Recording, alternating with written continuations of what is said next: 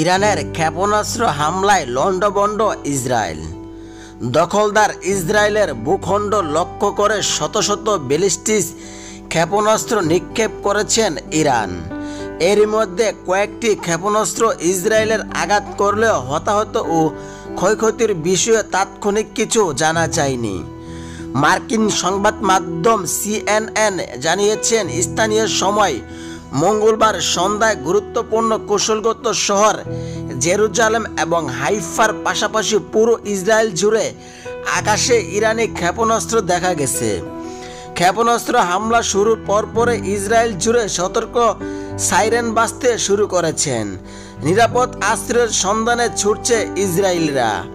ইসরায়েলের রাষ্ট্রীয় টেলিভিশন সরাসরি সম্প্রচার চলাকালে রিপোর্টারদের মাটিতে শুয়ে পড়তে দেখা গেছে এবং ক্ষেপণাস্ত্র আওয়াজ শোনা গেছে।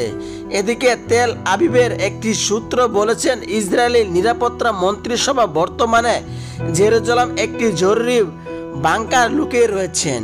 ইসরায়েলের প্রতিরক্ষা বাহিনী দাবি করেছেন, এদিন ইসরায়েল ভূখণ্ড লক্ষ্য করে কমপক্ষে 180টি ক্ষেপণাস্ত্র নিক্ষেপ করেছেন ইরান।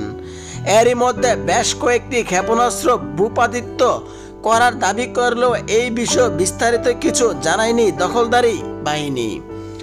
এক বার্তা সবাইকে সতর্ক থাকার আহ্বান জানিয়েছেন IDF। ইসরায়েলের নাগরিকদের স্থানীয় সেনা কমান্ডার নির্দেশে অনুসরণ করতে বলেছেন। চলতি সপ্তাহে ইসরায়েলি বিমান হামলা লেবানন প্রতিরোধ আন্দোলনের হিজবুল্লাহ প্রধান সাইয়েদ হাসান নাসরুল্লাহ সহ বেশ কয়েকজন সিনিয়র নেতা নিহত হয়েছেন।